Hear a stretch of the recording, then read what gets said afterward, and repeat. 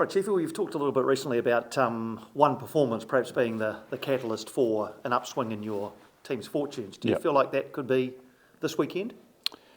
Yeah, no, I'm feeling really good. Training was really good today. It's been pretty productive all week, and again, for a team that's on the wrong side of results at the moment, the group vibe's pretty good. Being part of some environments where things aren't going well, and it can be very toxic, but it's probably the complete opposite with this group, which is a good thing, because I think there's still a lot of belief in the group. They want to prove a lot of people wrong, and again, I just keep talking about just one performance, one result, and we can turn our season. Does that feeling internally feel player driven, or is there something you've also done to make sure that the culture stays positive? Yeah, I don't think as a coaching group we do too much different whether we win or we lose. I don't think the players don't want authoritarian leader. They want a bit of guidance, and that's what we try and do. And we try to stay steady when things are going a little bit rough, like they are, and when things are going well, we're the same. So we don't try to change the tune, because also if we're emotional, then it gives excuse for the players to be emotional. So we're very steady in that regard. And presumably you haven't changed your approach in the way that you want your team to play. You're still happy that will bear fruit for you? Yeah, nothing changes in my thinking. We all believe that it's the best way going forward. It's just a matter of getting the right personnel, cohesion, team chemistry, and so on. And if we thought that we were fundamentally off, we would change it. But I don't think we've changed much in the last 12 weeks. I think we've defended the same, we've built up the same. So we've just gone more of a grounding for the players to have a good understanding of where they're at. In terms of chance creation and scoring more goals, is that largely about personnel, or is there something else in the system that isn't quite going the way that you would like it to? That's it's a good question. Very layered question. I think the most important thing when it comes to attacking is understanding cohesion, recognition of where players will be at all times. I think what's happened is there's probably been an over-reliance on Costa, and it's made it easier for teams to defend him. And when he's not getting the service, it's more about getting players now in those areas where they can be effective and provide those those creative outlets for him. So that comes down to a lot team chemistry. I mean, the advantage I had last year when I came into the team was I already knew the players, already knew the existing players. It wasn't hard to make them gel. This season, we've had a massive turnover of squad and quality as well. Not to say that the players we haven't brought in are quality as well.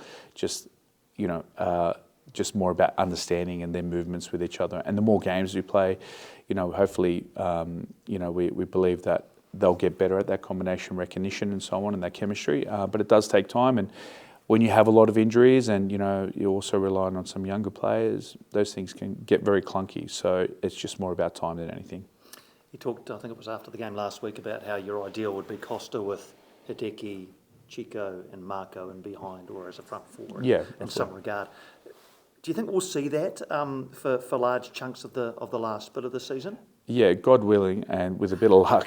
And there's no injuries. Like, we just got pretty much Marco back now, which has been faster than expected, which has been great. But Sheegs is coming back from being injured a couple of weeks ago, and I think he's been carrying a couple of knocks over the last couple of months. So Costa's been healthy. So I'm getting to the stage now where we're going to get very close to that, and I'm really looking forward to it. What's the situation with Kazuki Nagasawa? We haven't seen him in the last couple of weeks. Is he just not part of what you're looking to do at the moment? No, I think it's there's been a over-reliance on him the earlier part of the season. He played as a 6, played as an 8, I played him as a 10.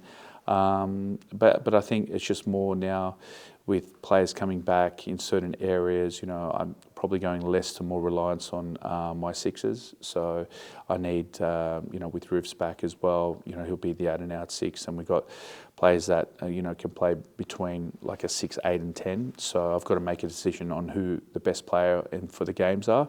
But again, it's not to say that I'm not going to use him throughout the season. You know, he could start this game, could start the next game. It's really now about finding that right balance. I see Josh Oluwaimi was listed as unwell. Yep. He won't travel. Is that the situation? He's got COVID. So, you know, he's been on the rough side of it. So, yeah, he won't travel this week. And apart from him, anybody else who you don't have access to this weekend? I think Soups is the only one that had a bit of a knock. I think Conchi had a bit of a knock yesterday. I think he's come up all right. So pretty much everyone's available. Western United are they're obviously pushing for a spot in the top 6, going along pretty nicely, particularly at home. Mm-hmm. How do you assess the threat that they'll present you tomorrow night? I think I said it in round 1. Everyone laughed at me. I said that they'll be up there. I thought in all the pre-season friendlies that I saw, I thought they were actually really good. You know, they had a bit of a similar process to us last season, I think, where they ended up coming last, but they blooded a lot of young players and they had some players that came in, and this year it's gelled quite nicely, you know. And you know, Johnny's a good coach as well, as you know, won a league, and you know, so he, you know, they can lean on his experience. And for me, they're just a good unit. They attack well in transition. You know, I think signing Bazuki as well gives them a nice outlet up top, brings them into the game, and defensively they're very, very rigid and hard to break down. You mentioned Marco before being back. Are there any players, including him, still on minute restrictions? At the moment, there are some restrictions with players, but it's as we move on, especially the next couple of weeks, those restrictions will be less and less. So, you know, again, alluding to what Piney said before about those 4 players starting all together, we're going to get very close to it soon. So not quite this week then? I would say there's some restrictions still, yeah, not only on Marco, some other players as well, but yeah, we're getting there. We're getting close to full fitness.